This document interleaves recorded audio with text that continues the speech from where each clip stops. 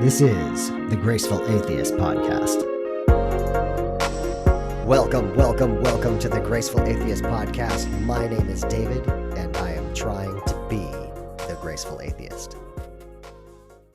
I want to thank my new rate and reviewer on Apple Podcasts, Joanna G248. Thank you so much for rating and reviewing the podcast. I'd like to ask that you subscribe to the podcast wherever you are listening. Special thanks goes out to Mike T for editing today's show. I did want to mention that Alice Gretchen's book Wayward from last episode, she said that her signed copies sold out almost immediately. That is probably due to you, the listeners. You guys were amazing. I'm very excited for Alice and the success of her book. Obviously, it's still available on Amazon, and there are links on the blog.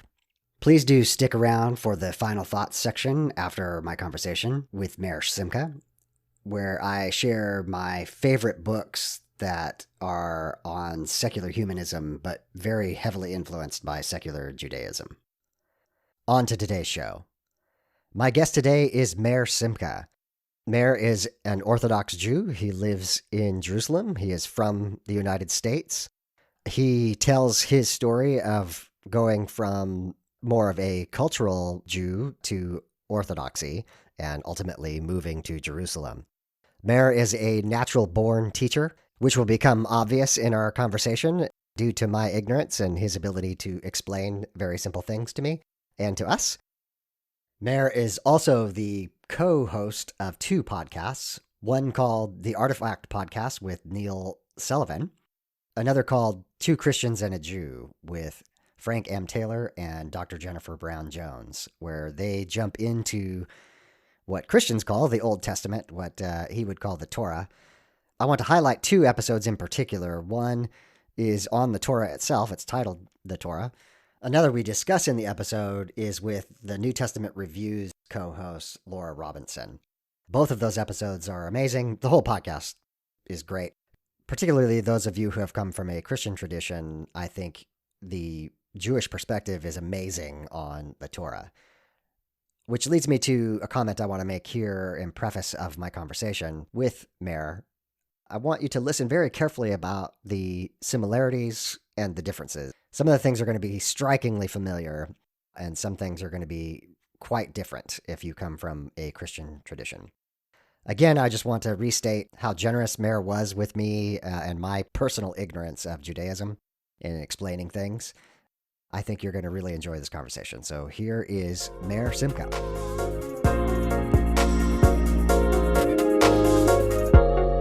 Meir-Simchah, welcome to the Graceful Atheist Podcast. Thank you. Thank you very much. It's a pleasure to be here. I was sort of binge listening your podcast before I came on and found all sorts of interesting stuff. Fantastic. Yeah, I've kind of been doing the same. Your podcast is called Two Christians and a Jew, very creatively. Yeah, we tried a lot of different possibilities. My favorite edgy possibility was Jesus starts with Jew. Yes. Yes. But it felt a little bit over the edge to me. And we tried a whole bunch of other things. And in the end, we decided to go with something that sounded like a setup for a joke. So yes. Two Christians and a Jew. Exactly. And yeah, and I have another podcast too called the Artifact Podcast. Okay. And that also deals with a lot of things that are biblical and rabbinic, but it's essentially a history, philosophy, existentialist podcast. Okay. Yeah. So tell me the story about how the podcast came about. Are your co-hosts, they friends of yours? How did you guys decide that this is something that would be useful to do? Yeah, good question. So this is really interesting. I was doing a different podcast a few years ago called Holy Madness. And our initial idea for the podcast was that it would sort of be for disaffected young Jews. Okay. Because we have basically a novel perspective or a very different perspective on Torah and mitzvot, and the typical Jewish stuff. We just see it differently and felt like we could speak to people who, like us at some point in history, would have been looking at this going, oh, this is crap. What am I doing with this?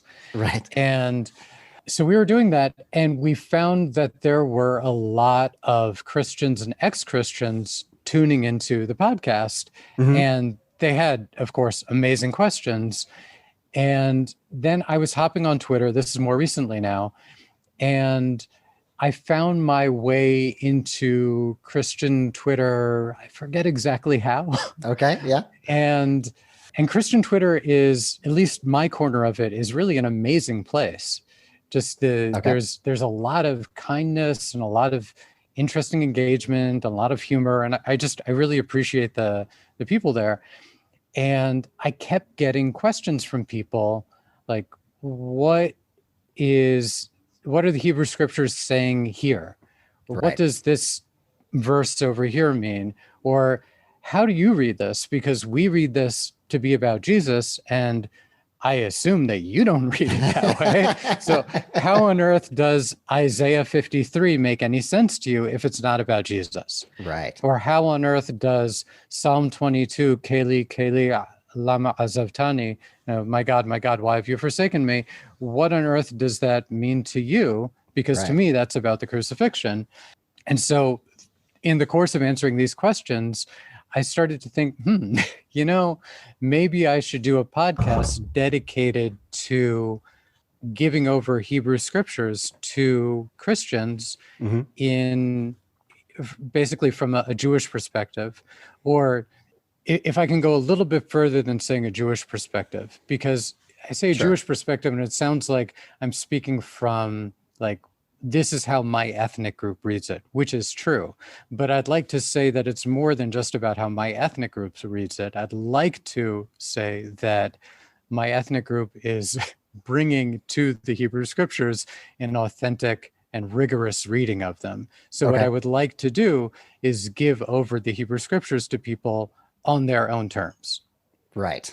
Okay. Rather than through a Christological lens, for example. Yeah. So I think that's a really significant point. I literally was taught in Bible college this concept of the analogy of faith. And the idea is that every part of scripture is interpreted based on every other part of scripture. And from a Christian perspective, that means that on the Torah, the prophets, the writings, everything is about Christ. And there's no way for a Christian to read those things without that being the first thing, the types of Christ being the first impression that they have. And yet, obviously, that isn't the original author's intent. That isn't the original hearer's intent. That isn't the long history of the Jewish people's interpretation. And so you're bringing that kind of first idea, that first impression of the text to the Christian audience. That's right. I wouldn't say first impression because, well, to be honest, I very much understand the impulse to say everything in Scripture must be read in light of everything else in Scripture, because we do that. Right. But we would also look at the New Testament and basically shrug and go, this doesn't have anything to do with us. Right. It's always kind of fascinating. While I was doing my earlier podcast, Holy Madness, I wound up I was joining some kind of website chat area where there were a lot of people from like really fundamentalist, hardcore reform background. And in general, they were extremely respectful and, again, asked me really interesting questions, and we had a lot of really interesting discussion. There were one, maybe two people there who were going to try to convert me. Right. And their method for doing it was to quote things at me from the New Testament, which I just kind of looked at them and, well, I didn't look at them. I wrote to them and said, this doesn't mean anything to me. You don't understand. John, Hebrews, whatever you're quoting at me holds no water. I don't care what they say, right? Historically, it's of interest, right? But theologically, it doesn't mean anything. I can assure you that the listeners know what that feels like. So yes, So I think this begs the question of, when you're talking with your co-hosts, is there ever any tension? Let me say it this way. From my perspective, don't you see Jesus as a false prophet and maybe idolatrous? Oh, wow, man, you're just like really going for the guts here.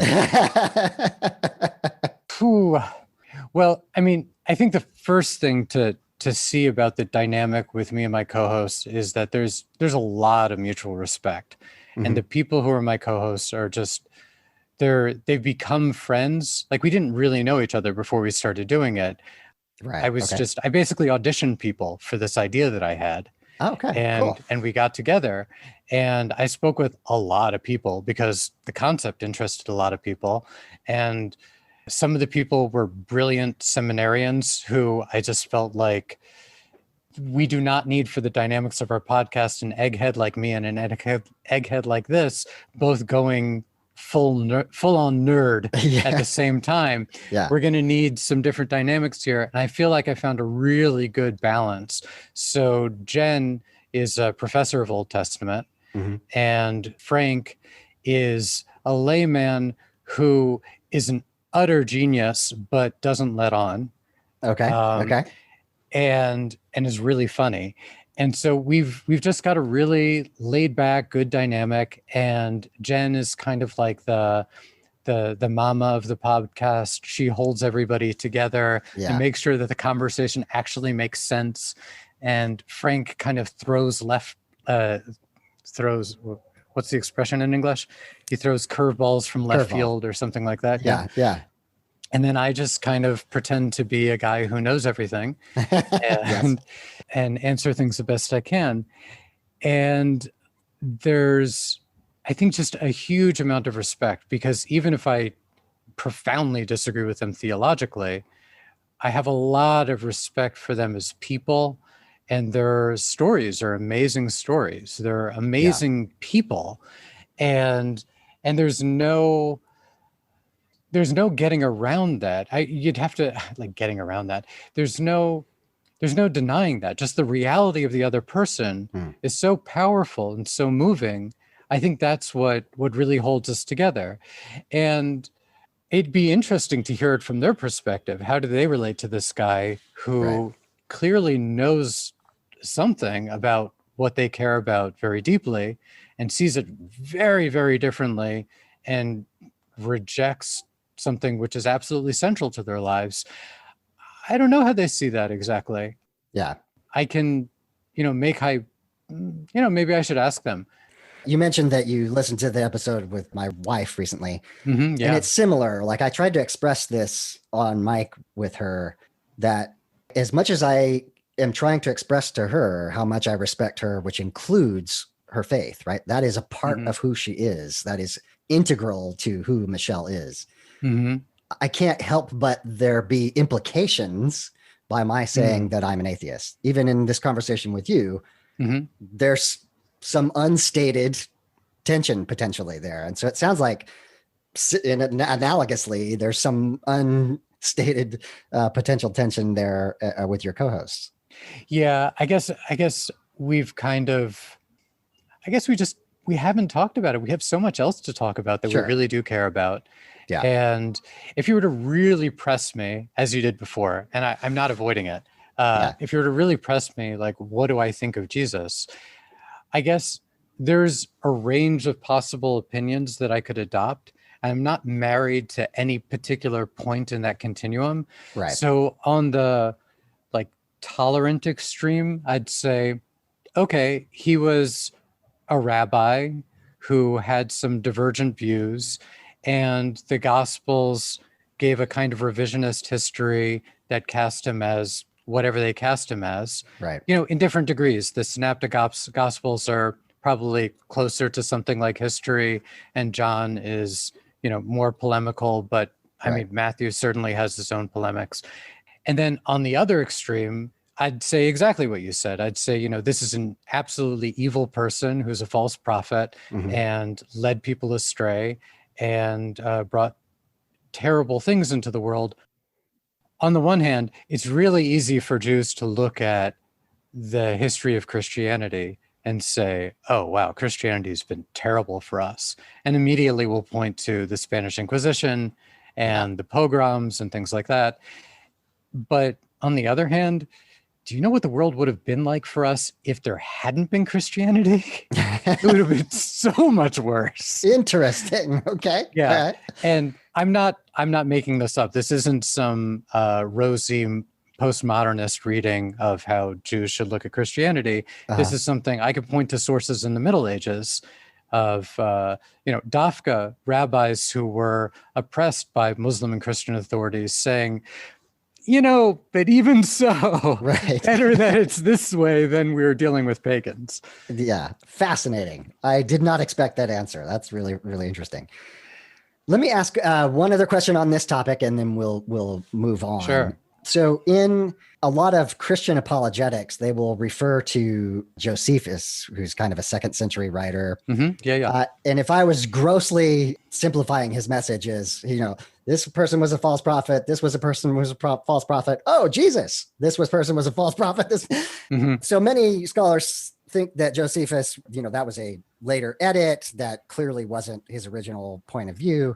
I'm guessing that the Jewish perspective on that would be similar, that there wasn't anything particularly special about Jesus as a rabbi in comparison to other potential false prophets.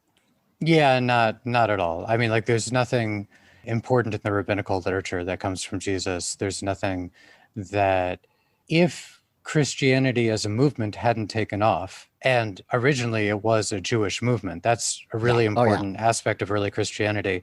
And I put a pin in that because I'm coming back to that point, and also about something else we talked about before. If this movement hadn't taken off, it would just be kind of a weird footnote to Jewish history. Right.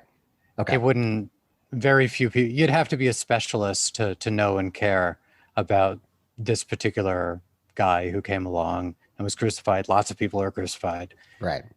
Yeah. So sorry, it feels like we jumped right to the throat here. So let's step back for a second.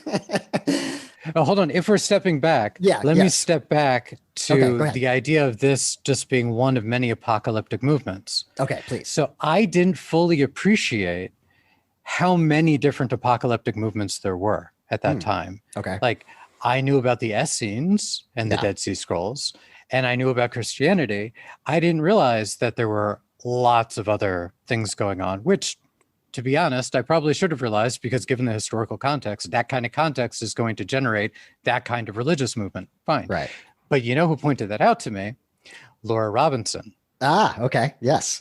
Of the New Testament Review fame. Yes. Exactly. And you had on her co-host, Ian Mills, yes. right? So we had on Laura Robinson on my podcast, Two Christians and a Jew, and I very gently trashed Matthew. Okay. Yeah. and she surprised me and responded in a way that I absolutely did not anticipate. Yes. I'm not going to spoil it. Everybody should go and listen to my podcast with her.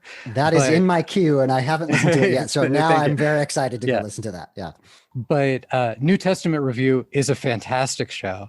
And I can assure you that as a Jew, I bring a great deal of disgust to the New Testament. Okay. Yes. And like I was saying before, I do not necessarily believe that Jesus was basically a good guy with some nice moral teachings.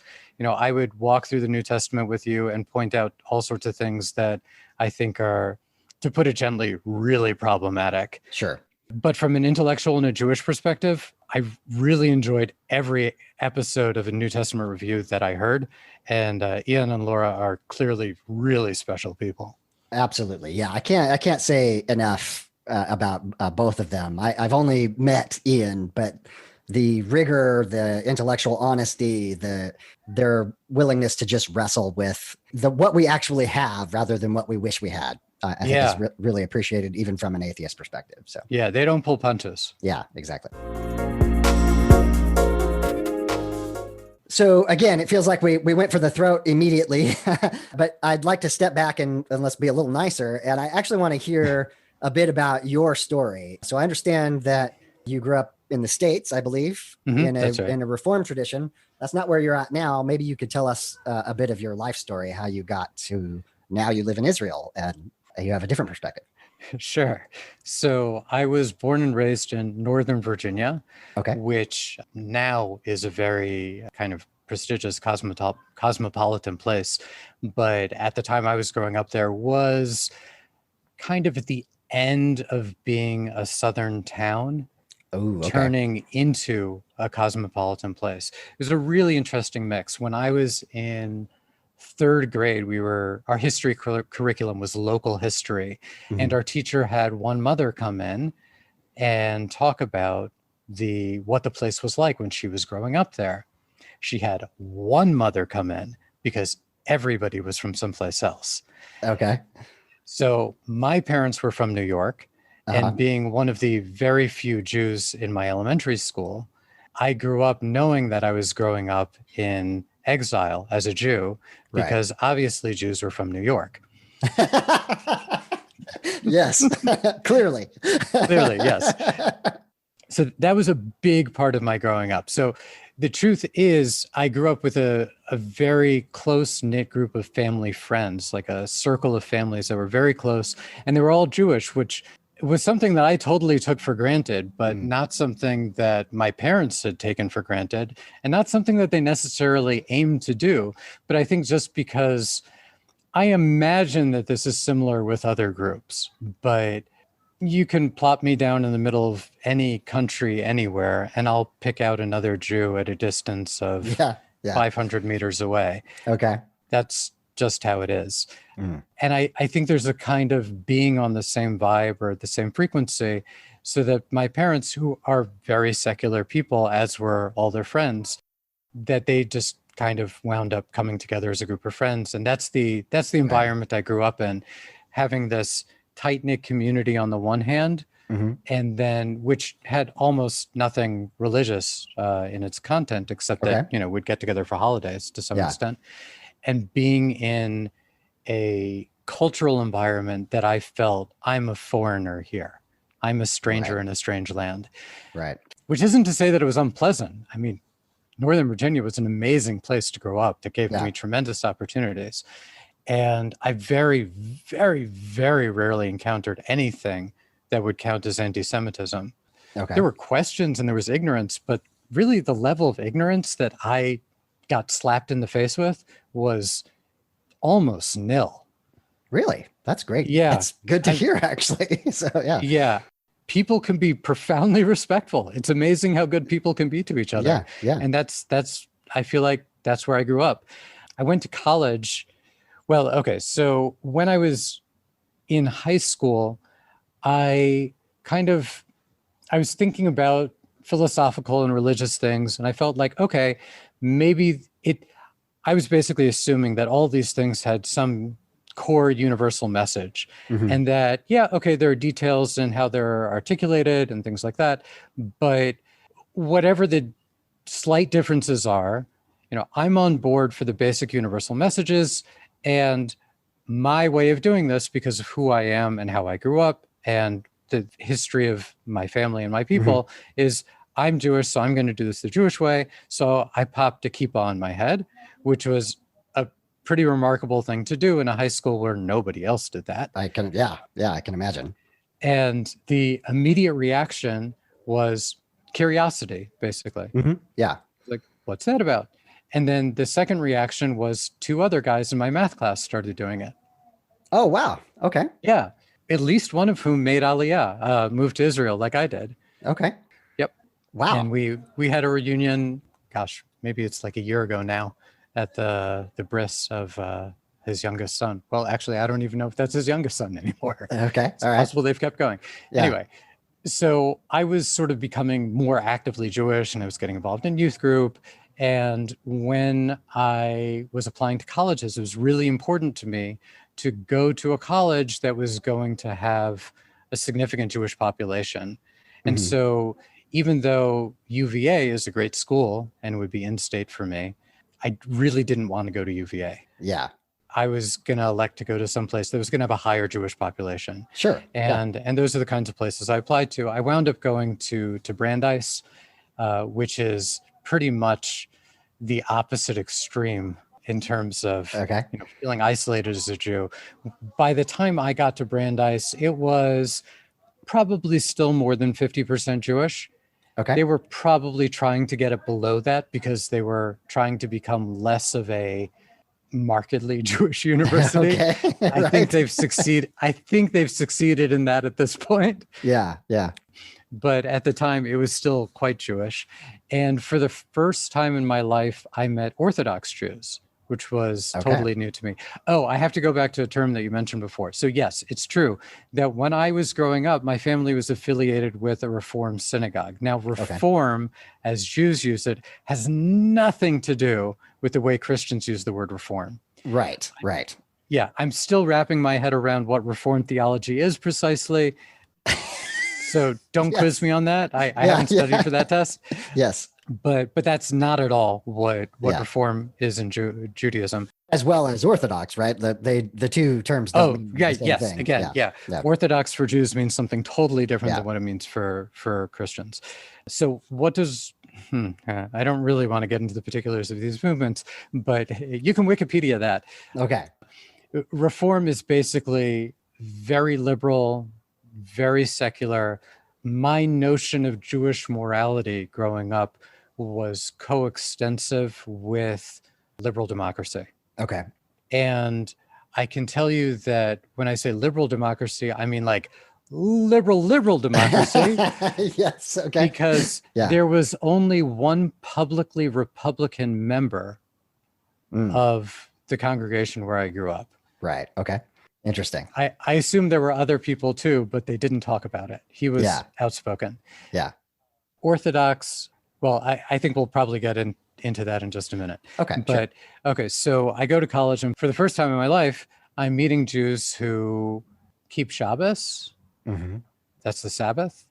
Who eat kosher. Now, I was aware of these things, but I hadn't seen anybody do it before. Okay. And to be honest, the two most prominent things that stuck out for me were that all these girls who were Orthodox were readily identifiable as such because they were all wearing long skirts. Okay. Yeah. And that was remarkable to me. Like, I don't know what that's about. And the girls, as I was meeting them, and the boys, they were all perfectly friendly, normal people, but the girls wouldn't touch. Like, you couldn't shake their hands. Okay. And that stood out to me too, because that's pretty different than anything I ever encountered before. Sure. And that was kind of my first experience of Orthodoxy, other than this thing that I was told growing up was a retrograde, behind the times fossil of Jewish life in Europe. And so I started to realize, well, these people aren't exactly fossils. Right. Now, it turns out a lot of Orthodoxy really is a kind of fossil and really is problematic in certain ways. But the very simplified version that I got, which wasn't just simplified, it was ideologically charged. It was ideologically charged in a way to say that movement of Judaism is no good. Our way is the way forward. Okay. Right. It was part of my Reform indoctrination. And so when I got to college, I started to find out maybe that indoctrination was not complete. Right. Okay. And then the other thing was I tried to join the Reform community on my campus, and it just felt like I was still in high school youth group and I wanted to be an adult. Yeah. So for 2 years, I basically took a vacation from anything Jewish. I remember the day it was. I think it was either Rosh Hashanah or it was Yom Kippur. I'm pretty sure it was Yom Kippur. And I walked into the prayer service for the Reform community. It was enormous. Okay. Felt totally unhuman. It just it was just a lot of people in boxes is what it felt like. Yeah. Everybody in their own little chair and, stuck in there. And sounds like a mega church. Okay. Yeah. But without the good music. Okay. And I walked out after 5 minutes of listening to this rabbi drone. And I thought, oh, okay, well, that wasn't for me. And I sat down under a tree. I thought, okay, sitting under this tree is good for me. And I might have fasted the rest of the day because that was something I had been doing for many years. I can't recall specifically, but that was my departure from Reform Judaism and my departure from Judaism in a sense for a while, for 2 years. Okay. And then a girl who I had a crush on invited me to go to synagogue with her one morning for the bar mitzvah of a student of hers. And I went with her because I had a crush on her. Sure. That's always the way. Yeah. Yep. That's the way to do it. So that was the end of my sophomore year of college. And I went with her and I fell totally in love with the congregation because I had never been in a community where people were really praying like that and were really singing in a way that not just mattered. I had done a lot of music in high school, and music and singing in particular were a part of my spirituality, but I had never seen it as integrated into prayer and as it wasn't art. This was music as life. And everybody was there for this kid in a way that I had never experienced before either. Where I grew up, you had a bar mitzvah, a lot of guests came, and they came for the kid. And a lot of them were coming from out of town. And people in the quote unquote community that I grew up were not coming because they don't actually want to go and pray on Saturday morning. Right? Right.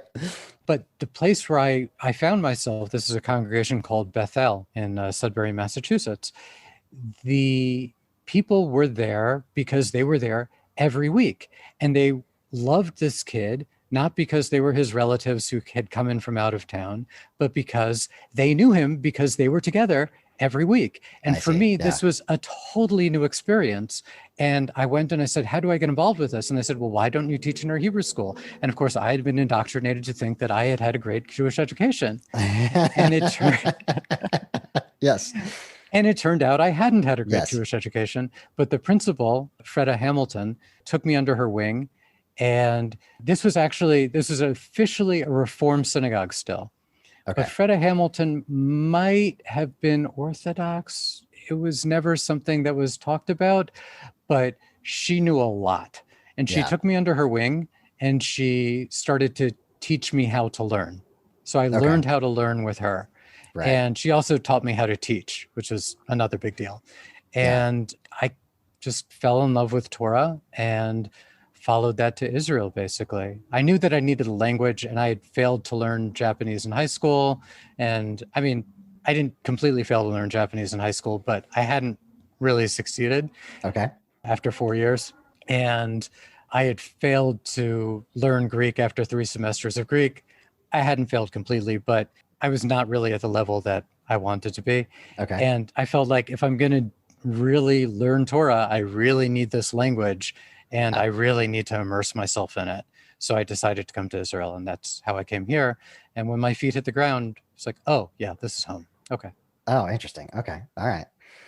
Let me just comment and say for the listeners that on your show, the teacher in you comes out. I think you're very good at that. I'm always looking for good teachers because I find that people who can express the beauty of what their subject matter is and the nuance. And I think you do that well. So I just want to comment that I think she taught you well. So thank you. I appreciate that. Yeah. It's surprising to hear actually, because I feel limited as a teacher in the podcast medium. I love the podcast medium, but when I teach, I'm really physical and really dramatic, and I want to act things out and move people around and get people to experience things. I'm used to working with little kids too, more than with adults. So it's a different experience, but I appreciate that. Thank you. So let's talk a little bit about some of the details. So I've got a couple of questions that I'm curious about, and then I might pose a couple of naive Christian or naive former Christian questions. Cool. And maybe this is naive too, but this is my honest question. I'm curious if you could express your perspective on the Torah.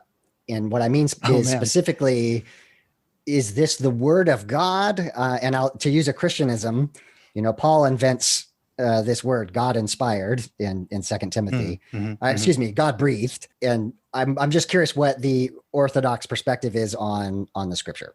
This is the word of God. Okay. Is the short answer. Yeah. The more nuanced answer is, I could go pretty far down into details, but basically the first 4 books, that's Genesis through Numbers with English titles, is dictation from God to Moses. Okay.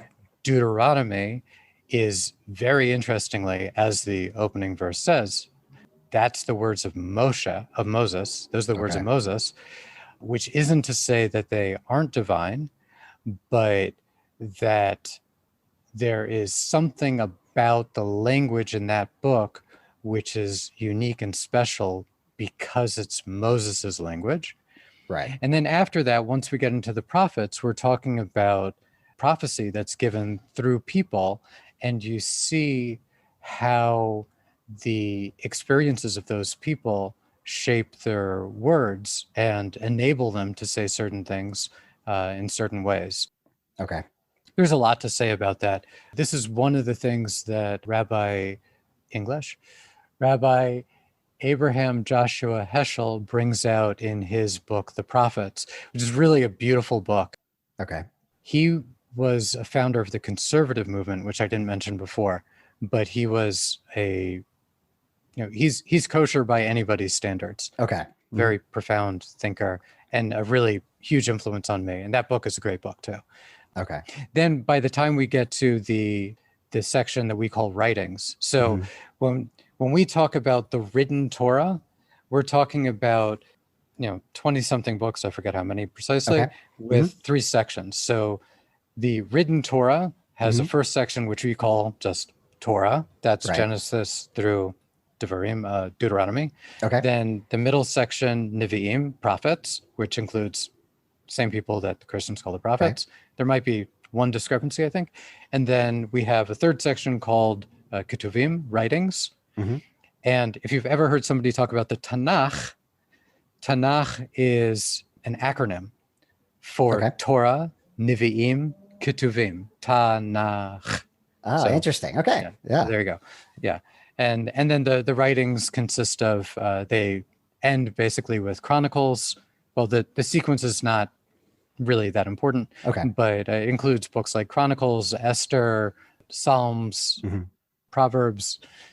Trying to get everything out here in English. Yeah. So, I'll give you the time to do the translation in your head.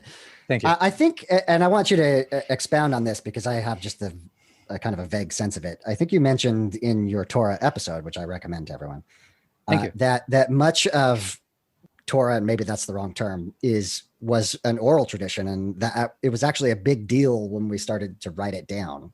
The question may be wrong, but can you expand on that idea?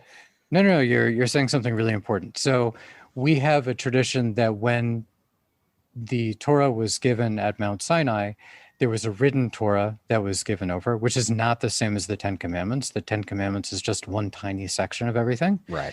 The written Torah is more expansive, and the part that was given over to Moses to write down goes, well, it's a debate between the rabbis.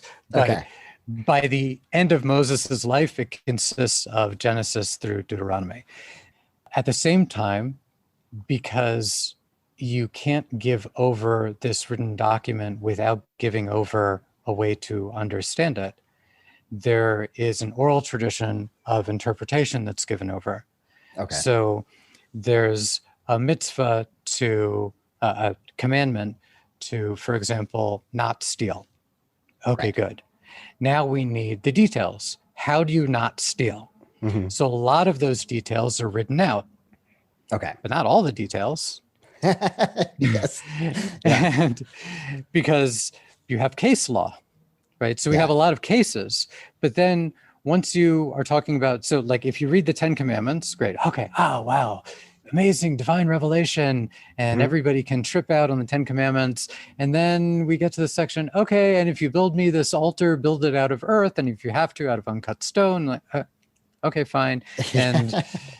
And the priests who walk up the ramp, it should be a ramp instead of stairs so they don't expose themselves. Really? This is what we need to hear now? And then we get into this section where I'm going to tell you, so if he doesn't want to be, if he wants to be a slave forever, then pierce his ear. And if a ox falls into a ditch that somebody else dug, then here's the guy who has to pay, and this and that. Like, what are we talking about? And if you start to take those things apart and try to put them together and understand what's going on here, you very quickly run into a lot of questions about how this works, right? If you look at the business with oxes and ditches and goring and this and that, a very simple analysis of it shows you that these rules cannot be applied across the board. And so what we wind up learning is that each of those verses is talking about a very specific case. Okay. So if it's a case, now I need to know precisely the circumstances. So those are, for example, that's one of the kinds of things that the oral tradition would give us. What case are we talking about here? Right. So the oral tradition is going to be our method of interpretation. And because interpretation can never be closed, you can give an interpretation, but now you have to give it over to the next generation, or you have to give it over to yourself tomorrow. Now, how am I going to understand it today? Yesterday, I understood it to this extent. Now, I understand that law about the ox goring another ox over there, but does that relate to property damage in this other area over here? Does that relate to something in some completely different area? And the answer is usually yes. And what are those areas and how is everything connected? And that's the work of what we call Talmud, and that is the work of the Talmud, which we eventually wrote down. So as you were saying, eventually wrote down a lot of the oral Torah, because even though this was actually forbidden to write down, but we had to write it down, otherwise it was going to be lost. And that became the first phase of that is called the Mishnah, which is almost, if you know, like Zen koans. The Mishnah reads almost like legalistic Zen koans. Okay. All right. Yeah. Okay. And then you have the Gemara, which interprets those. And when you put the Mishnah and the Gemara together, that's what we call the Talmud. There are two different Talmuds. One is called the Babylonian Talmud, and the other is called the Jerusalem or the Palestinian Talmud. And there are many different schools of interpretation in them. But the point is that there's this very vigorous oral tradition, which is deeply, deeply interested in understanding every single detail of this written Torah and the oral traditions that came along with it. I mean, I guess there's a critique of Judaism that comes from Christianity that this is very legalistic. That's actually a question I was going to get to. So yeah, let me hear what you have to say about that. Yeah. So if you look at it from an outside perspective, I can see how a person would say that.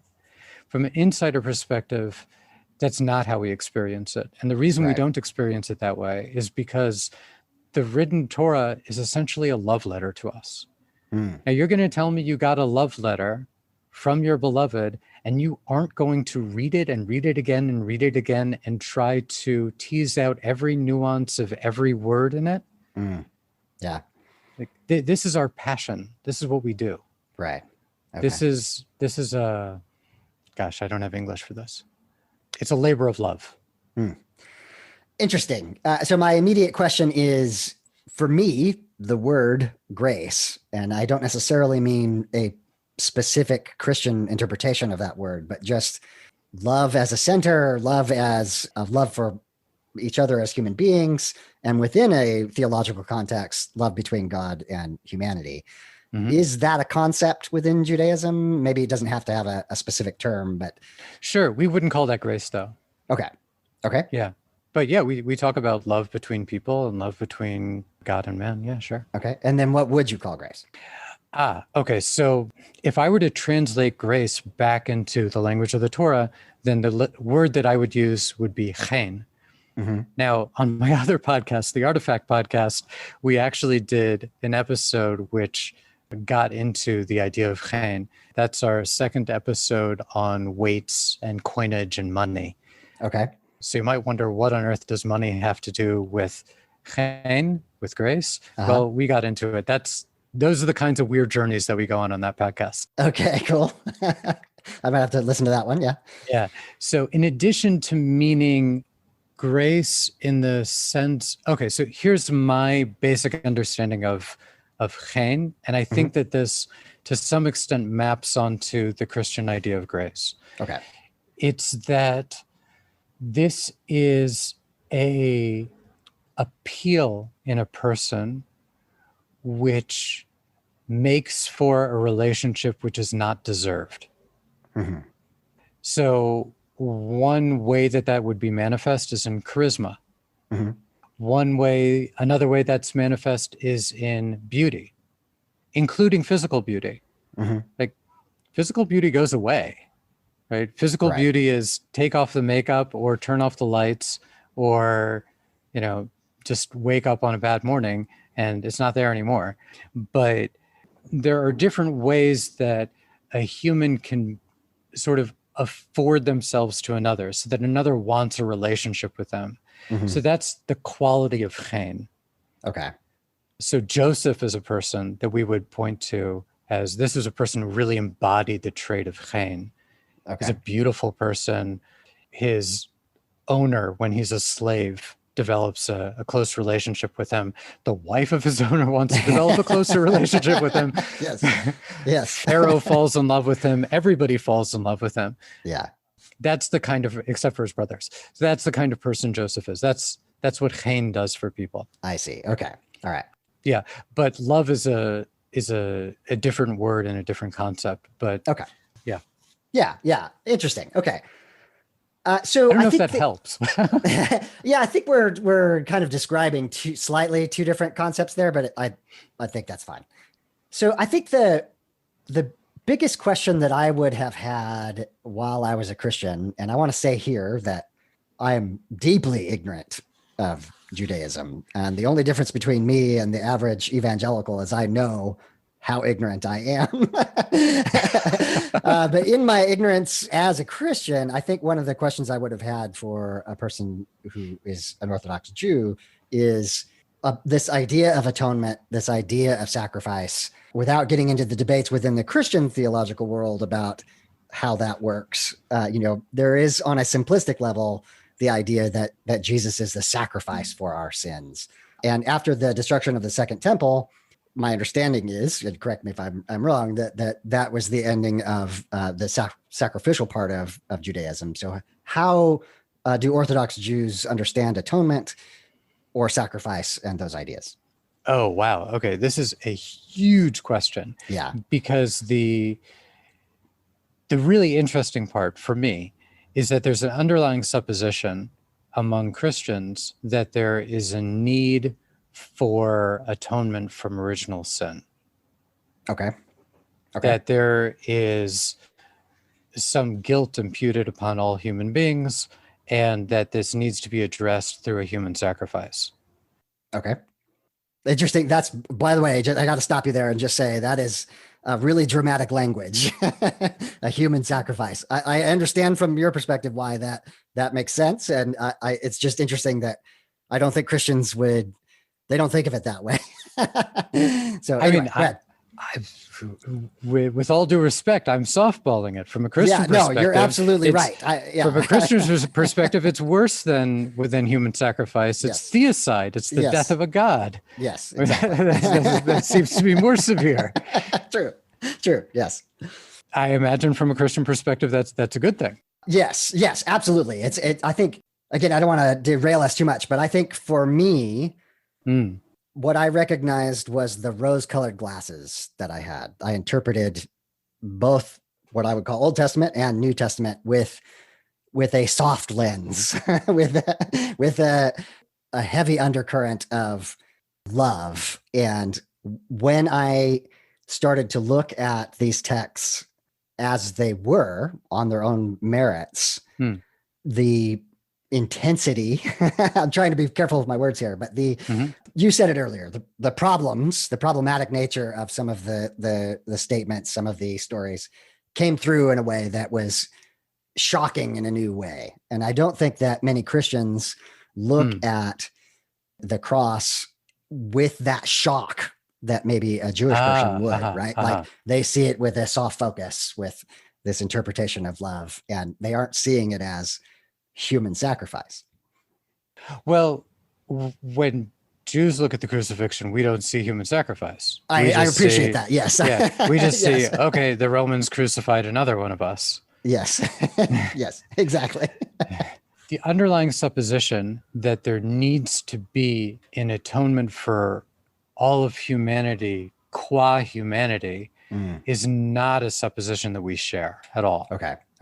Is there the conception of original sin at all? Clearly something went wrong. Okay. Yeah. All right. Clearly something went wrong in the garden. Yes.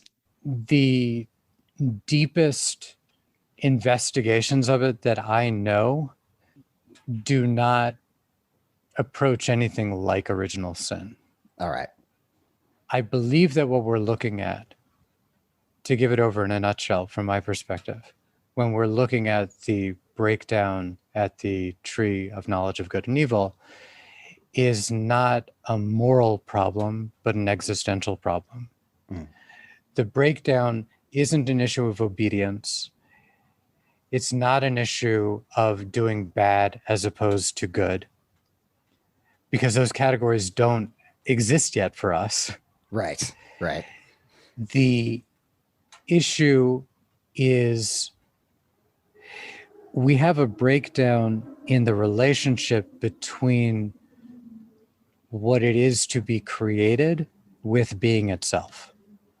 To be a contingent being in the entirety of being is something that breaks apart in that moment. And that relationship goes from being a relationship that is supposed to be one of love and one of, the English kind of falls apart, but unity, or let's say intimacy. It's less clinical than unity. It goes from being a relationship of intimacy to being a relationship of opposition, of competition, of estrangement, of alienation. And that is very fundamentally what needs to be addressed. So once that breakdown occurs, the doors are open to all sorts of other kinds of breakdowns and sin and transgression and rebellion and all those kinds of things. And then those things do need to be addressed through atonement. And we do have this sacrificial system. Now, if you were to open up the book of Leviticus and read it in the original, the thing that would immediately jump out is that, well, this requires some in-depth study of the book. If you compare, one of the striking features is that if you compare the opening chapters with the chapters that come just a little bit later, is they seem to be going over the exact same material, but they're going over it from different perspectives. So the initial perspective you get when you open up the book is Vaikra, is the opening word is invitation, is calling. And the word that's used to describe these sacrifices isn't sacrifice. We don't have a word that really means sacrifice. The word is korban, which comes from the same word as the word for intimacy, as closeness. And that's what we're talking about when we're talking about those sacrifices. We're talking about the restoration of intimacy and closeness. And that's very, very far removed from, our modern, postmodern mentalities for like a temple and sacrifice and what's all that stuff about. I'm not saying that it's easier for me to relate to that than anybody else on a visceral level, but on an intellectual level, I can talk all about it. Yes.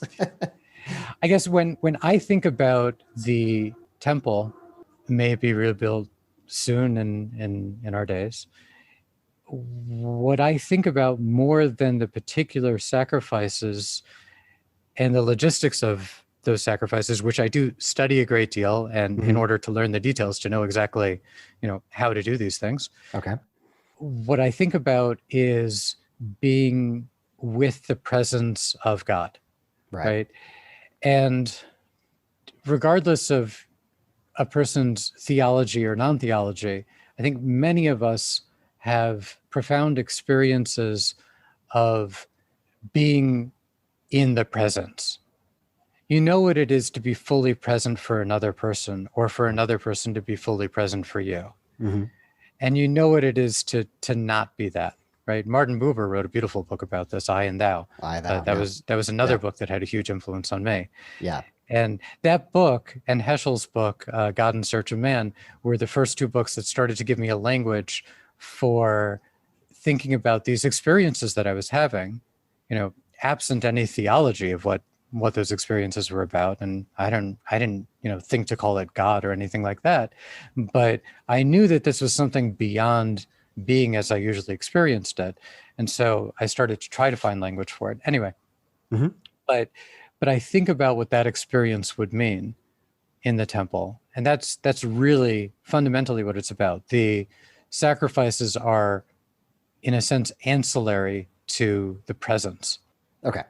And this concept of, and forgive me for not knowing the reference, but I desire mercy and not sacrifice. This idea of that it is about the connection to God rather than the actual physical sacrifice. Yeah. I mean, I don't want to downplay the physical action, because I think that's something that is easy for Jewish apologists to do, to kind of run away into philosophical or spiritual or emotional ideas about, what this is really about, what the core is, and let's shun all this legalism. It's a very Christian approach to Judaism, really. Interesting. Okay. The details of the physical actions are extremely important for us, because the reality that the way that an Orthodox Jew approaches reality is that everything matters. Mm-hmm. Every detail matters. The first words I say when I wake up in the morning matter. The last words I say when I go to sleep at night matter. The way that I cook my food matters, right? These are things that I think today are actually very understandable to basically anybody who cares about their life. But that's not something to take for granted. Yeah. That wasn't the case 3,500 years ago, that everybody would care about separating milk and meat in their cooking. Why is it important to separate milk and meat? What, you're telling me you're going to take the life-giving force of milk and you're going to combine it with the meat which you would eat and ingest into yourself? You had to kill the animal for this, but that's the substance that you would use to give the animal life. You're just going to mix those together cavalierly? We say, no. There can't be anything that's cavalier. Okay. Right? This is mindfulness practice in the extreme. Yes. That's what got me interested in Jewish law, because there I was in college, and one of the things that I studied was philosophy. And so I was coming away with all these high-minded ideas. I was really into Aristotle and Plato in particular, and Kant. Yeah. And so I had really deep ideas, I thought, anyway. And I had no idea how I should integrate them into my everyday life. Like, okay, right. They're ideals. How do I eat? How do I sleep? Yeah. How do I relate to other human beings? Those answers are not forthcoming from the philosophers I was reading. I love the Nicomachean Ethics. Great book, right? A lot of sound advice about how to relate to other people, but it didn't tell me enough about how I needed to live my life. And that's how I got interested in Ohalecha, in Jewish law, in our way to live Torah. Okay. Can I go a little theological on you? Absolutely. Go ahead. Okay. So when I say things like connecting between God and humanity, I feel a little creepy. Okay. That was my language, by the way. I think I said that. So fine. Yes. Okay. Well, I'm not sure I necessarily have better language for it, but I'll tell you why I feel creepy about it. And I feel creepy about it, particularly speaking with you about it. Like if I were to, talk about this at my Shabbat table with my wife or my kids or most of the people who'd come over for a Shabbat meal, you're invited. Yes. They would know what I mean, but I'm speaking to professed atheist. Yes. Right. And what on earth does it mean to talk about connecting with a being who you believe doesn't exist? Right.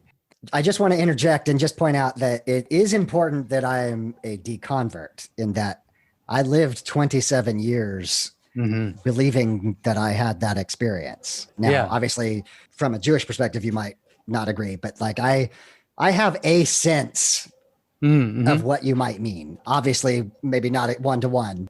In other words, yes, I'm ignorant, but I'm not that ignorant. So I have some frame of reference to understand what you're trying to describe. Right. Okay. So let me ask you.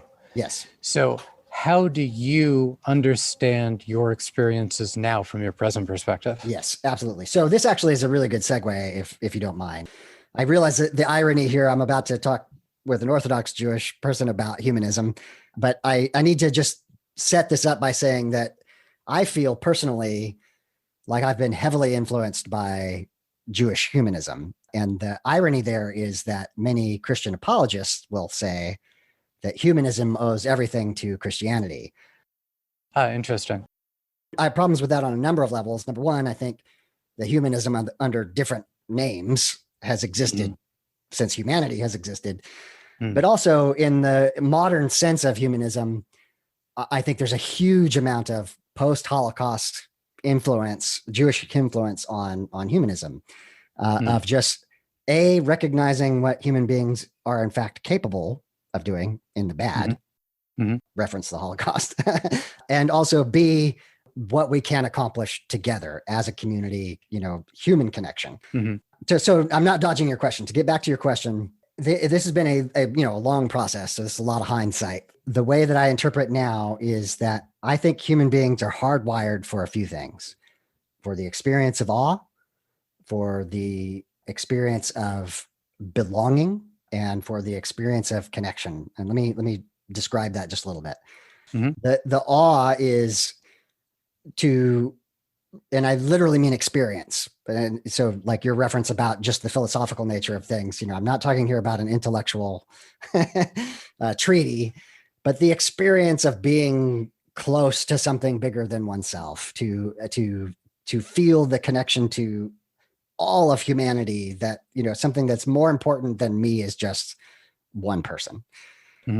Belonging is, the need to be a part of a community, to be a part of a group, to have a lot of what you've expressed, honestly, of recognizing my people, and these people have my back and I have their back. And then that last one, connection, is, I think, human to human. And I like to give the example of, your best friend or your spouse, or, the person who you are truly the most authentic with. You reference Martin Buber and this idea of I and thou, of just fully being present with that person and not, holding back who you are with that person, to be known. So that's where I'm at now. And I feel like when I look back at my experience as a Christian, I can see all of those times where I was having those experiences with people, with community, with something bigger than myself. And I interpreted them as the divine, as an ontological entity beyond myself, who was creating that experience or those environments. And today, I don't see that. I see that this is actually the human experience, that to be human is to have these experiences. So that's a long way to go to answer your question, but I think that's what I would say. Okay, I'm completely on board with that. Okay. That that experiences are real, and the question as to the ontology of the experiences is a real question. Yes. Yeah.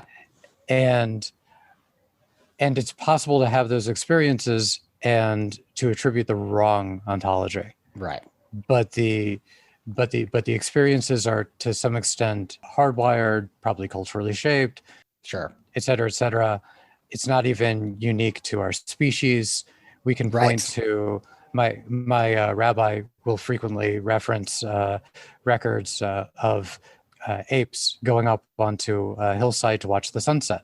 Right. Putting their arms around each other. It's like, that's pretty remarkable. Yeah. Right? Yeah. And grooming and all of that. Yeah. Oh, they have experience of beauty too. I mean, is it possible that non-human species have many of the psychological experiences that we have of connection and spirituality and the things that would come along with that? I mean, it seems a little bit absurd to think that they wouldn't have those things, especially if we're going to follow a line like Maimonides, where you say that what's unique to humans is something like rationality. How precisely we parse that is a question. But if we say that what's unique to us is rationality, then don't go and tell me that our psychological experiences are also unique. I expect to find those same spiritual, or let's just say emotional experiences by sophisticated apes. Yeah. When you brought up Maimonides in one of your episodes, it struck me like there's kind That's of like every episode. Yeah. I don't have as much background on Maimonides himself, but there seems to be a direct line between Maimonides to Spinoza to Einstein. And what strikes me Oh, is wow. that they are. I wouldn't have drawn that line. Oh, you wouldn't? Oh, okay. Well, maybe No. I'm wrong. No, You not at totally all. correct me. But in my mind, I acknowledge that none of them are atheists, but I also wouldn't necessarily call them theists. They are approaching pantheism or deism in some ways. Go ahead and disagree with me, but I'm just curious what your perspective is on that. Maimonides is definitely a theist. Okay. All right. Spinoza, I read the ethics very closely. I did not read the theopolitical tractate, except in a few sections. So I'm not a Spinoza expert, can't speak to it. Neither am I. Yeah. Yeah. My sense is that he just has a very abstract sense of God, but actually buys into it. I don't think that he's playing a game. I think that he's for real with what he's writing. But, I know that there are Spinoza experts who would argue with me, and I really don't have a comeback because I'm not an expert. Einstein's God is a really interesting subject. I've read a little bit of I've read some essays by Einstein, and I've heard the same quotes everybody else has heard. Sure. Probably all out of context, and Yeah, I don't know. I think there's something going on. It's interesting to talk about the experiences, but I wouldn't draw that straight line. I mean, I'm sure that Spinoza would maybe, if you're after Maimonides, it's really hard to not look back to Maimonides for some kind of inspiration because he's so important and so amazing. I guess what I was trying to get at is the three of them seem to see science or the seeking after truth in nature or through nature as important. And maybe that's the through line that I'm seeing. And again, correct me if I'm wrong. Yeah. I mean, it's probably, to be honest, it's probably strongest to Maimonides of any of the three because he actually makes it a mitzvah. Ah, okay. Can you explain? Because I've listened to you, I know what that is, but can you explain what a mitzvah is? It is a positive religious obligation incumbent on every Jew to go and learn science. Okay. You absolutely must study science because that is the only way you will come to love of God. Interesting. Okay. If you don't know the world, then how on earth, you think you can? What would it mean for the Creator to matter to you if you don't give a damn about the creation? Right. Yeah, this isn't cold academic science. I mean, it should be academic because it should be on the highest level possible, but this should not be cold. This is passion engagement with science. This is love making with the world. Yes. Yeah. Yeah. Well, excellent. I want to give you an opportunity just in case you want to go further with the idea of the experiences are real and the question of the ontology is important. And you and I land on different sides of that. What can we learn from each other? Well, here's where I wanted to go with that. Yeah. Because from my perspective as a profoundly religious Orthodox Jew, atheism is extremely important. Okay. Because atheism will remind you that the God you believe in is not God. Right? The God you believe in does not exist. And that is a profound truth that every religious person needs to keep in the forefront of their mind. This was another podcast episode that I did on the Artifact podcast. I think I know what you mean, but I'd like you to expound on it. Yeah. So when we look at the books of the prophets in particular, we see that people had all sorts of crazy conceptions of God. People have all sorts of crazy conceptions of God today. I mean, I don't think I need to tell that to your audience. No. And one of the things I often say is that the most dangerous word in the English language is God, in that every single individual has a different conception. And when you use that term, assuming that the other person understands what you mean, and they don't, right? We each have a different idea of what that means. Yeah. So when people have concepts, when they apprehend something, it's a dangerous thing because as we know from how the scientific process works, we never fully apprehend anything, right? Right. Closer approximations of truth. Yeah. Right.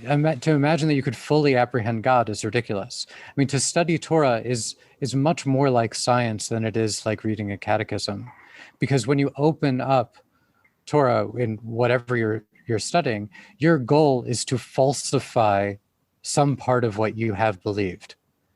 Your goal is to find out, what have I gotten wrong? If you come away from studying having merely more deeply entrenched what you already believed, you have failed. That is not a way to learn Torah. We have a saying in the Talmud: there is no place of study without a new idea. Without that newness, without that renewal, and renewal just doesn't mean repeating something over again. Renewal means you now have a new perspective on what you thought you knew before, but now realize you never quite got it, right? That's absolutely essential to what the endeavor of Torah is, to what the work of Torah is. So when I think of atheism, I think of a very important stage in humanity that we're going through now, where humanity in a way kind of, Europe, just to look at Europe kind of maxed out on religion before the founding of America, with the 100 Years' War and all the war in Europe, and which was so important for the founding of America. Atheism in a way is a tremendous antidote to that. Say, whoa, guys, bracket all of your arguments over there, right? Because you have no clue what's going on. And in an extreme formulation, all of what you think is going on is false, which, at least rhetorically, is a formulation I'm totally comfortable with. Yeah. Okay. And let's talk about things that we can actually talk about, right? Okay, so that gives birth to materialism and reductionism. Well, reductionism and materialism are extremely useful ways of looking at the world. Yes. Right? Yeah. I mean, we run into a problem when we think that that's really how it actually absolutely has to be, because we don't know how to explain qualia. Okay, maybe Daniel Dennett will come up with some nice theory about how there's cycles in the brain that enable this or that. On a material level, like on a neurological level, it has to be something like that. Eventually we'll find something like that, but that doesn't mean it explains qualia. But okay, fine, that's a separate issue. But I think beyond all these debates about the particulars of God or things like that, this is actually how Rambam opens up, Maimonides opens up the Mishnah Torah, his great legal compendium. So after his introduction, the first official chapter is to know that there is primal existence. Okay. Right? So primal existence just means there is existence, right? Yeah. You can't take existence for granted. Right? To take existence for granted and you don't have anything, right? This is beyond a theological statement. This is an existential statement. This is saying there could have been nothing, right? So if there is something, and you can have any kind of experience, you could have a hallucinatory experience, but the hallucinatory experience still tells you, because it was a something, that there is a source of all being, right? Next step, but it's a next step, is that he identifies that with God. Okay. But we have a very important expression. We say, Ein Elohim zulatecha. We say, there is no God but you. But the first part of that is, there is no God. Like, first get that through your head. There is no God. All those gods are human inventions. That's a cultural artifact of humanity. You have these evolved mammalian beings that are going to project their psychological needs beyond their parents into whatever and invent all sorts of amazing things, right? The study of religion is fascinating, right? So we're saying we're going to use that concept of God, but it's a borrowed concept. This is a borrowed word. When we talk about, when Jews are talking about God, we're talking about something completely different from all those things. The only thing we can worship as a God, the only thing we're willing to worship as a God, is primal being.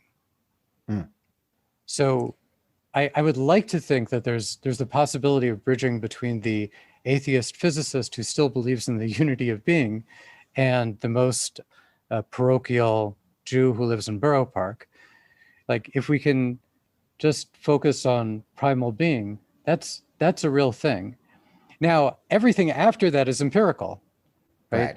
Right. You want to tell me, well, I don't, believe in the prophets, or I don't agree with what they have to say. Like, okay, I understand where you're coming from, but there's no a priori proof that I can bring you for that. Right. But if a person doesn't get that there's primal being, it's sort of like, well, what do you think? Like, you're going to go with, what's his name? Lawrence Krauss, the physicist who published that stupid book. What was it called? Why Evolution is True, or? No, Evolution is True. But what was the book called? I don't remember. But his idea was that quantum fluctuations in the vacuum explain away existence itself. I was like, it's the most idiotic thing. And there was a beautiful refutation written, and it turns out he was trying to answer a different question, but that was after the fact that whatever, it doesn't matter. Sure. But the fact that we're talking about primal being means that all these infantile conceptions that we have of God, and whatever our conception is, it's always going to be infantile. Right. But we're going to try to utilize those infantile conceptions. And so we'll talk about God as our Father and our King. Like, our Father is certainly an infantile metaphor. It's based on having been an infant, right? Yeah. Our king, that metaphor is based on having been at the bottom of the totem pole at some point. These are very, primal experiences, but we're going to try to speak through those primal experiences to try to connect to being itself. Mm-hmm. So that's theologically where I'm coming from. So I just wanted to give encouragement to the basic atheist gambit and say, I feel atheism is very important. It was certainly an important part of my life. It continues to be an important part of my life when I tried to call out the BS of myself or others. And I have a whole bunch of other talking points that I wanted to give you about miracles and the nature of faith. And I wanted to ask you for your best moral hot take. I feel like, again, we could do multiple episodes. I'm happy to come back on. You're like a super relatable guy. But here, okay, let me push you.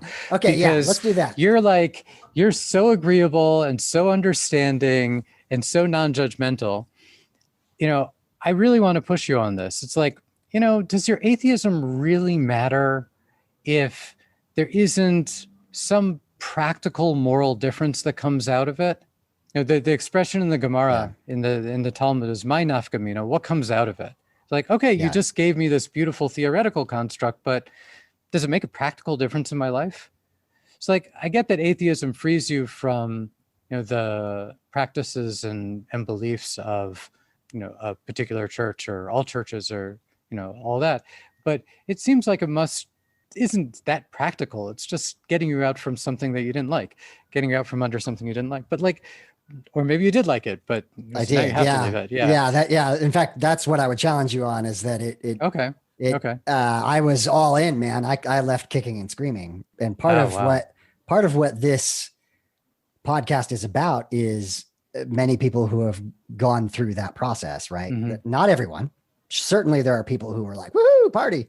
That wasn't my experience. It wasn't, I wasn't even looking for the flaws. It just bowled me over. And for me, I often say that a rock bottom value for me is honesty, and particularly self-honesty.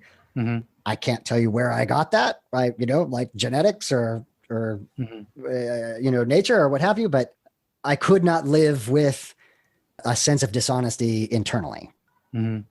So you're asking an interesting question, and I want to push a little bit and then answer your question. So my push is this. So you're talking about the idea of primal being, and this is, again, with several years of hindsight now. This is not the first thought I had.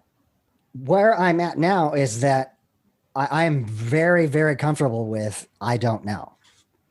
Mm-hmm. Why is there something instead of nothing? I don't know. I have not even the slightest idea, right? I am very, very comfortable with my ignorance about the concepts of the origins of both life and matter and energy. I don't know. But that is a different kind of question. That's asking about mechanics. Like, sure, I don't know the mechanics. I was like, I can't do the math that Lawrence Krauss or whatever his name is can do. Yeah. Right. So I'm going to say, well, I don't know about the mechanics. His math, is supposed to be really good. Okay. Yes. I'd be happy to learn it. But I'm going one step beyond that, right? Like, so Okay. how does being become being? How does being begin to exist? And again, we're straining what language can express at this point. Yeah. And I'm just comfortable with saying, I don't know. And my criticism of theological answers is that it is an answer, it is a description, but that the very fact that various theologies disagree with one another suggests that we are missing something. And for me, it is just much more comfortable to say, I don't know. So that was my pushback, but I don't want to continue with that right now. Your question was about my morality. Yeah. And the one thing that I often express is that it barely changed. The reason I call this the Graceful Atheist podcast is my conception of grace was what led me into Christianity. What I saw in the teaching of Jesus was anger against hypocrisy, was caring for those who were downtrodden, who were rejected by the society of that time, of caring for the poor, of caring for humanity. That's what compelled me at the time. I was a teenager at the time. And it was this seeking after truth. Like, I care about truth. That's actually a definition of faith for us. Okay. It's not believing impossible things. It's being a person of integrity. That's what faith is for us. Right. And I would be willing to say that the thing I believe in is people. All evidence to the contrary, as a quote from Joss Whedon says, right? Like, like that is the thing I if you're going to push me on what is my faith in, it is in humanity. But back to morality for just a second. I often say that, the process took a very long time, but as a good friend of mine says, the recognition happened very suddenly of, I no longer believe. But the moments prior to that recognition and the moments after, I was still the same person. I'm still generally the same person. My morality, my caring for other people is basically the same. Some of the constraints were lifted. The ability to embrace the LGBTQ community, to embrace human beings and all of their diversity, even ones who disagree with me tremendously, right? So in some ways, constraints were lifted. So, but the main point I want to get across is that my morality really didn't change that dramatically. That's so disappointing to me. I mean, I guess it's nice, but like, I wish there were like some very practical outcome where you could point to it and it would be like, because I don't believe in God, therefore, like, it's not just that you don't pray anymore, but there's, maybe you do still pray. I do not. You don't have to admit to it. No, I don't. Yeah. Was there a time when you were still praying even though you were an atheist? Just out of curiosity. For me, there was a time of feeling the compelling desire to do that. And again, back to that internal integrity, I couldn't allow myself. I tell a story. I lost my mother about 8 months after my deconversion. She didn't know. I'd never got the opportunity to tell her. About a year after I lost her, I went on a road trip with her ashes to a beach that she loved. And that's where I placed her. But in that car ride, I was talking to myself. I was talking to my mom, maybe some conception of God, but like that was the time that I gave myself permission to just pray is the wrong word, but to literally speak out loud, to verbalize my thoughts.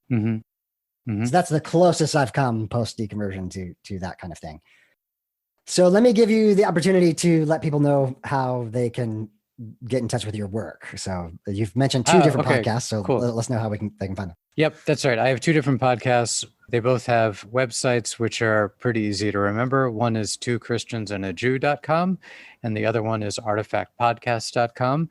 And if you listen to podcasts, we would be thrilled if you were to subscribe wherever you do listen to podcasts. And you can catch me on Twitter at Meir-Simchah. That's MEIRSIMCHAH.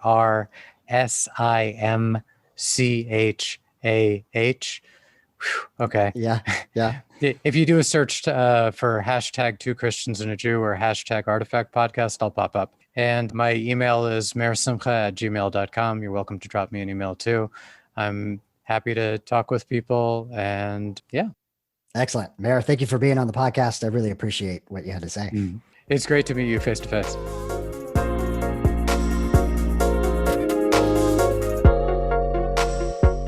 Final thoughts on the episode. First off, I think that it is so obvious what an amazing teacher Meir-Simchah is. That may be a part of his tradition, but I think it's natural talent as well. I'm sure he would say God-given.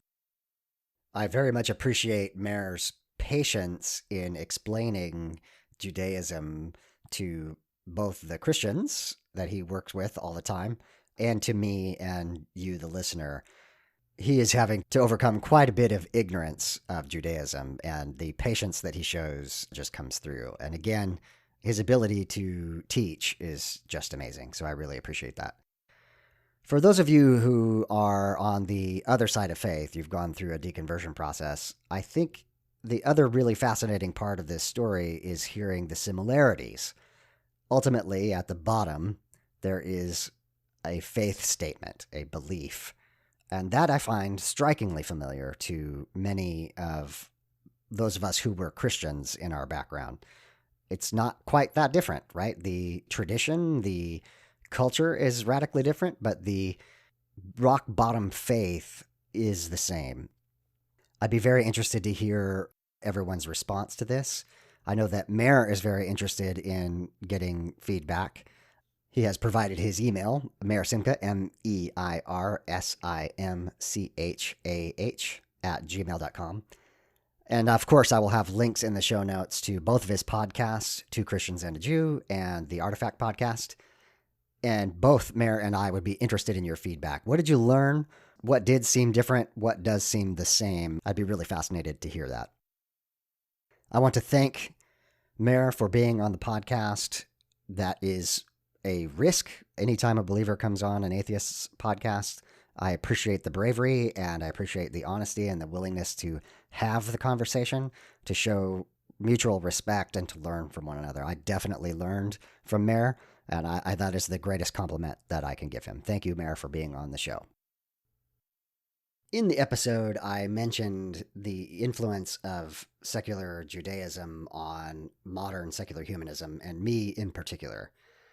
There are 4 books that I recommend for every person going through a deconstruction, deconversion process, and all 4 of them are heavily influenced by Judaism.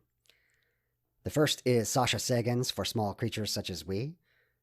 The second is Doubt, A History by Jennifer Michael Hecht. The third one is Grace Without God by Catherine Osment. And the fourth one is Good Without God by Greg Epstein. All 4 of these books were deeply, deeply important to me as I came out the other side of deconversion and began to build my view on the world and how I have purpose and meaning. This is also important in that there's a reoccurring theme within the podcast that was explicit in Aaron's episode, and this idea of religious but not spiritual. And I think that scares a lot of people, the word religion. So let me try to clarify just a little bit. What Sasha and Catherine Osment in particular point out in their books is the need for ritual, the need for coming together as a community and having an experience of that community. In my episode with Dr. Anthony Pinn, he very strikingly highlights the difference between religion, which he defines as the collective search for meaning and purpose, and theism, which is the belief in the supernatural or supernatural deities. And it is the latter that we have an issue with and not the former. So although I don't expect to persuade everyone that being religious but not spiritual is the way to go, that has deeply influenced this podcast. It has deeply influenced me. And more importantly to this conversation is the influence of post-Holocaust secular Judaism on modern secular humanism. It is deep, it is profound, and I really want you to hear how often that influence comes into play. I will have links in the show notes for all 4 of those books. I continue to have big plans for 2021 for the podcast. One of the things I'm very excited about, and I hinted about this in the previous episode, that I've just received some amazing emails of late. Multiple emails from people telling me how the podcast has impacted them, telling me parts of their stories. And I have several women lined up to come on to the podcast. First off, Leah from the Women Beyond Belief podcast. She is also a part of Bart Campolo's Cincinnati Caravan. She'll be on the podcast, and I have a number of other people who will have Deconversion Anonymous episodes.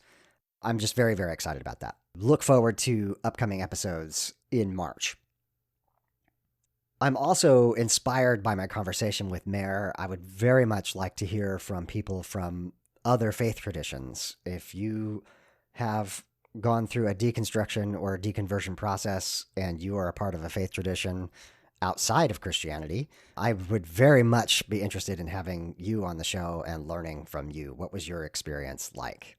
Reach out to me with feedback or questions at the email gracefulatheist@gmail.com. Until next time, my name is David, and I am trying to be the Graceful Atheist. Join me and be graceful human beings.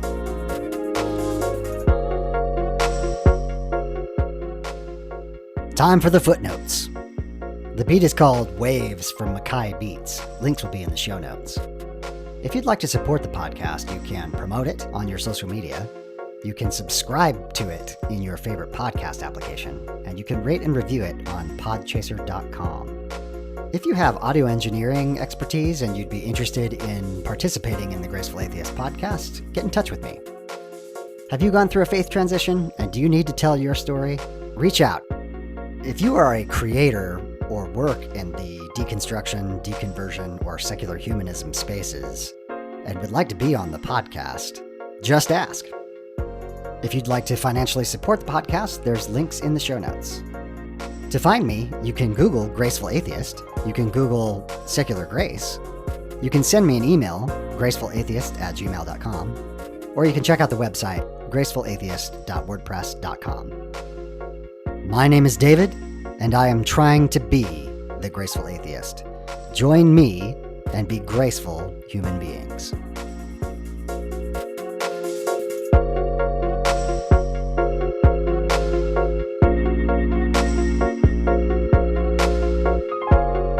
This has been the Graceful Atheist Podcast.